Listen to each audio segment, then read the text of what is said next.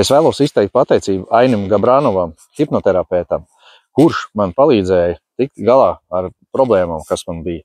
Tātad man bija tāda problēma, kad es nesapratu dzīvē, kā tikt uz priekšu, bija apstājies iestrēdzis un dažās lietās, un netika nekā uz priekšu.